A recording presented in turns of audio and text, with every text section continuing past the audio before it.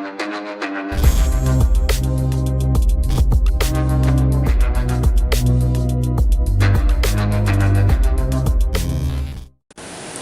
going on, guys? If you are new to this channel, my name is Dino Pereira and I am a software engineering undergraduate of Java Institute. So I recently started making YouTube videos, and in these YouTube videos I share content which is mostly regarding the software engineering field. So in the recent days I started uploading videos about web programming and database management system concepts. So I explain these concepts in the form of question and answers. So in each and every video I discuss both the question and also the answer, so you will be thorough with the concepts and how you apply it to different scenarios. So today we have the web programming video series question number 3 video discussion. So let's go check it out what we have.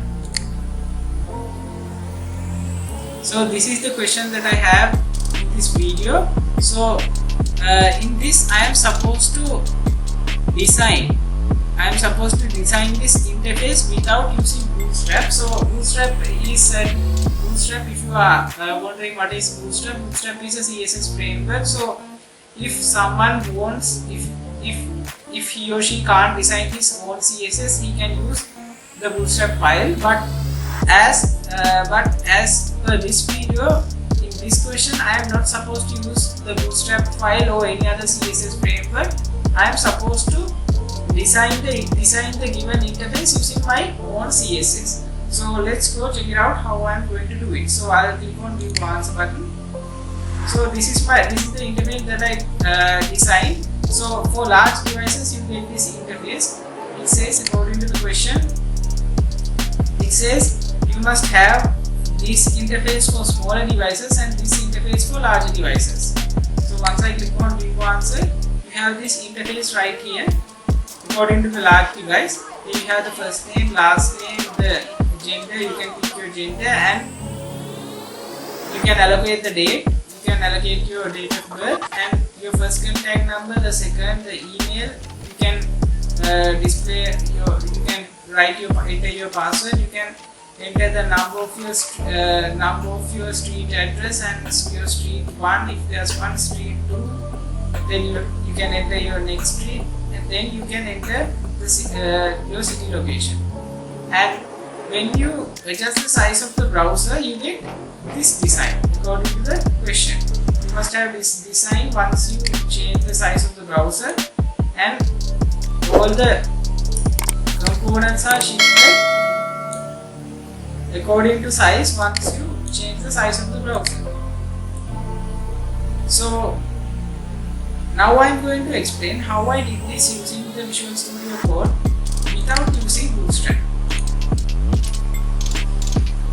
As you can see, I haven't connected my Bootstrap file. I don't have the Bootstrap file in my I have the Bootstrap file in my project, but I didn't link it, so the Bootstrap classes won't be applied to any of my fields. So I linked my own CSS file in which I designed the CSS.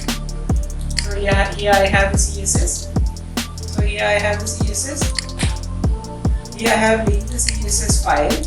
Then what I did was I used a header tag to display the sign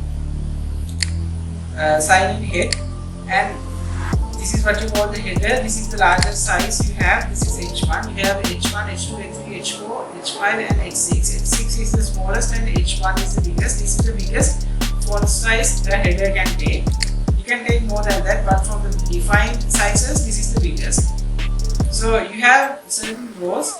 I have for my interface I used 4 rows, and in the last row I designed the buttons. That was the only easy part that I had, because I have to design the responsive nature also without disturbing the position of the elements. So what I did was I gave certain classes onto the views. So as you can see, each and every element you can't see the views because I haven't given them any colors, but once you give the colors, you will what is that?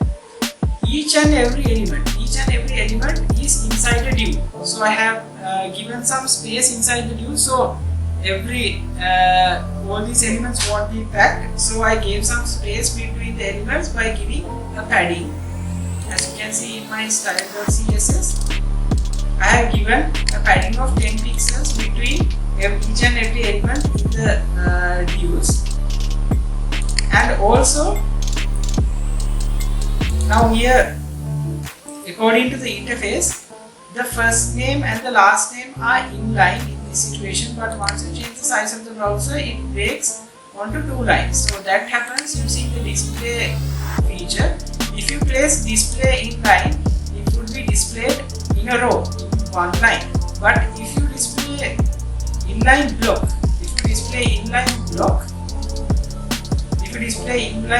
what happens is, it is displayed in 2 separate lines. So what I did was, I used media queries. The concept of media queries you can use in case you are not allowed or you don't have the Bootstrap 5 with you. You can use the concept of media queries. So what I did was, for sizes which are less than, for the devices which are in the range from 0 pixels to 499 pixels, I gave these features. So when I do these features, I also gave the property block.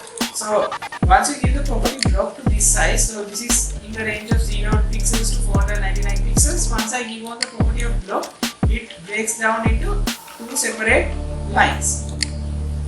So for devices which are higher than that, I gave the property display inline flex. So when you give that property, it displays inline. So not only in the first name, I have given the same properties for all the other fields. So what happens is, once you change the size of the browser, it falls under the 0 pixels to 499 pixels range, and it breaks down into separate rows. And once you increase the size of the browser, it displays inline. And also I have applied the same scenario for the buttons. I have given separate features for the buttons in 2 different sizes. These are called breakpoints. This is the 499 pixel breakpoint, and this is the 500 pixel breakpoint. And for devices which are greater than 500 pixels, I have applied these CSS. So for pixels, for devices which are in the range of above 499 pixels, I have allowed these CSS. So this is how it goes in the CSS and HTML file. So this is the end of the video 3 discussion. So I'll meet you guys in the next video. That is question number 4, video discussion. See you guys then. Bye guys.